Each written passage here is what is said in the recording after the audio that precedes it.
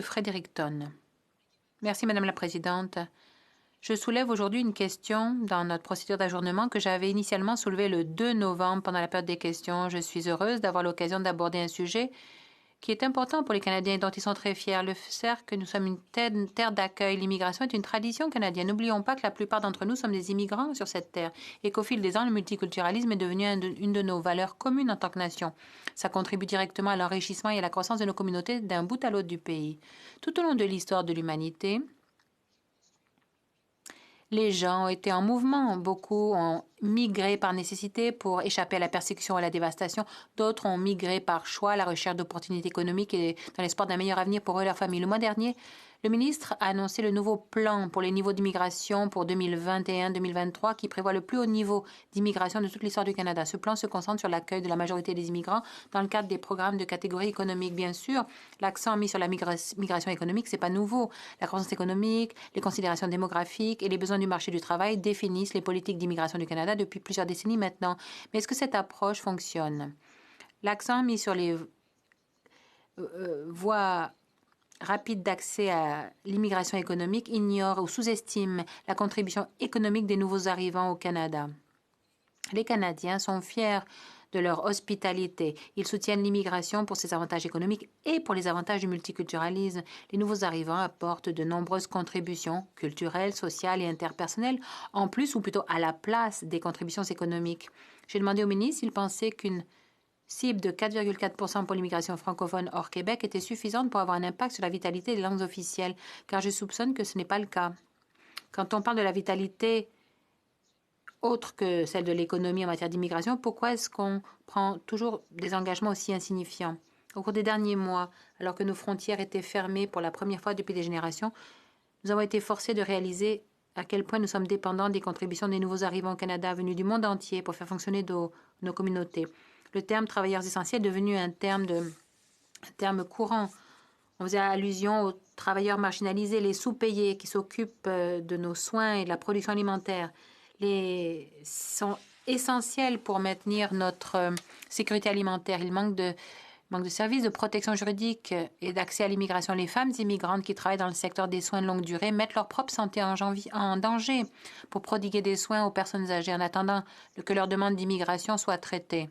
Elles attendent aussi le renouvellement des visas de travail, ce qui les dispense de bénéficier de la couverture de l'assurance maladie provinciale. Les infirmières de ma province d'origine, qui ont été délibérément recrutées pour leurs compétences et qui ne sont pas toujours en mesure de faire reconnaître leur expertise, nous leur avons promis un avenir radieux. Mais aujourd'hui, je demande au secrétaire parlementaire, est-ce qu'on se soucie de savoir si un nouvel arrivant pourra ou non contribuer à notre société au niveau humain? Est-ce qu'on se soucie de savoir s'il va bénéficier du soutien de la communauté nécessaire pour assurer sa réussite ou son bien-être personnel? Est-ce qu'on échange l'humanité au nom de la croissance économique? Merci. Avant de poursuivre, je rappelle aux députés que s'ils veulent avoir des conversations, ils devraient le faire à l'extérieur de la Chambre, car il y a un débat qui a lieu actuellement et cela empêche l'interprétation de faire son travail et la députée de bien prononcer son discours. Le secrétaire parlementaire du ministre de l'Immigration, des Réfugiés et de la Citoyenneté. Permettez-moi de répondre à la question de l'honorable député de Fredericton. Comme les honorables députés le savent peut-être, du 1er au 7 novembre 2020, nous avons souligné la Semaine nationale de l'immigration, une occasion de reconnaître les contributions des nouveaux arrivants francophones et de souligner le dynamisme des communautés francophones hors Québec.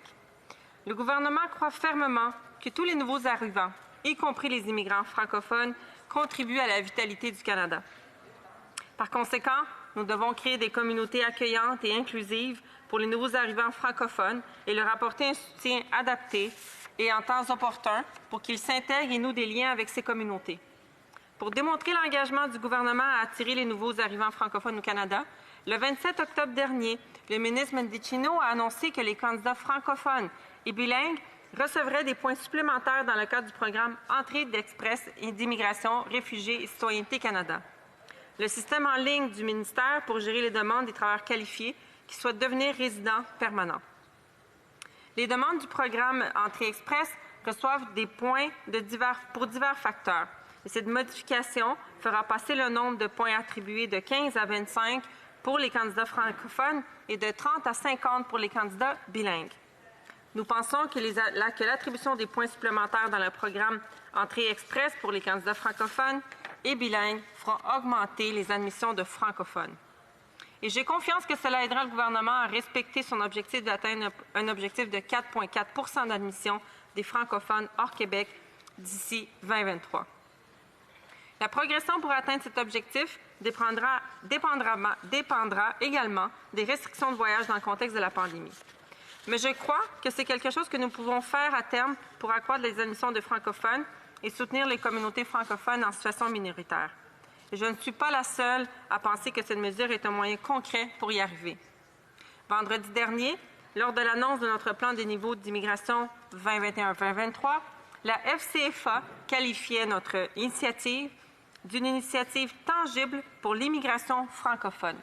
Et je cite également le président de l'organisation qui, suite à cette annonce, a également dit « Ce qui est clair, c'est qu'on a un ministre qui prend l'immigration francophone au sérieux et qui pose des gestes concrets. » Cette modification complète d'autres initiatives et priorités d'Immigration, Réfugiés et Citoyenneté Canada et du gouvernement du Canada visant à promouvoir l'inclusion et à renforcer la diversité des communautés au pays. Par exemple, dans le cadre du plan d'action pour les langues officielles, Immigration, Réfugiés et Citoyenneté Canada, investit plus de 40 millions de dollars sur 5 ans pour appuyer la consolidation d'un parcours d'intégration francophone et l'élaboration des politiques horizontales. Cette démarche s'inscrit dans notre stratégie d'immigration francophone qui comprend des initiatives visant à accroître l'immigration francophone, à soutenir l'intégration, la rétention des nouveaux arrivants francophones et à renforcer les communautés francophones.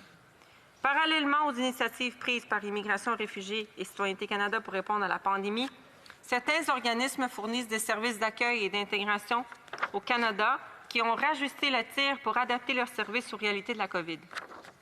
Par exemple, le Réseau de développement économique et d'employabilité Canada, en collaboration avec Immigration, Réfugiés et Citoyenneté Canada, organisera un salon virtuel en décembre pour informer les employeurs sur le recrutement d'immigrants francophones et la façon dont ils peuvent contribuer au développement des entreprises. Je suis fière des mesures que le Canada a continué à prendre pour attirer les immigrants francophones et malgré la pandémie, je reste convaincue que les communautés francophones en situation minoritaire au Canada continueront d'attirer et accueillir les nouveaux arrivants et à les aider à s'intégrer. Merci, Madame la Présidente. The honourable member for Fredericton. L'honorable député de Fredericton. Thank you, Madam Speaker. Merci, Madame la Présidente. L'obsession du Canada pour la poursuite de la croissance économique se fait au détriment du bien-être des nouveaux arrivants et de leurs familles et de la vitalité de nos communautés. Les organismes d'aide aux immigrants de tout le Nouveau-Brunswick travaillent actuellement avec plus de 1800 immigrants qui sont soit sous-employés, soit au chômage en raison de la pandémie. Toutefois, ils ne disposent pas des ressources et du personnel nécessaire pour aider ces personnes à reprendre leur emploi et à retrouver la sécurité dont nous avons tous besoin pour se sentir chez nous. Le Nouveau-Brunswick a également un problème de rétention. Les nouveaux arrivants arrivent par le biais de projets pilotes d'immigration de l'Atlantique, font leur temps puis se dirigent vers les grandes villes où ils peuvent entrer en contact avec des personnes de leur pays d'origine. Toutes les communautés sont construites sur l'imbrication des vies de leurs résidents. Si ces personnes sont en bonne santé, heureuses et branchées, la communauté s'épanouira. Lorsque nous mesurons les gens exclusivement en dollars et en cents, nous ne voyons pas leur juste valeur et nous ne les préparons pas pour la réussite personnelle. Si au lieu de faire tourner la roue de l'immigration économique, nous permettions aux nouveaux arrivants déjà présents au Canada de faire venir leur famille plus facilement, et si nous faisions des progrès dans la reconnaissance des titres de compétences étrangers de leurs conjoints. Et si nous simplifions nos processus pour qu'il ne leur faille pas des années pour être reconnus comme des résidents permanents avec la sécurité que cela procure. Et si nous leur donnions ces outils, peut-être aurions-nous plus de succès à les conserver. Merci, Madame la Présidente. The honourable parliamentary secretary. L'honorable secrétaire parlementaire. Le gouvernement croit que tous les nouveaux arrivants, y compris les immigrants francophones, contribuent à la vitalité au Canada. Pour attirer de nouveaux arrivants francophones, le 27 octobre dernier, le ministre a annoncé que les candidats francophones et bilingues recevraient des points supplémentaires dans le cadre du programme Entrée express d'immigration, Réfugiés et Citoyenneté Canada.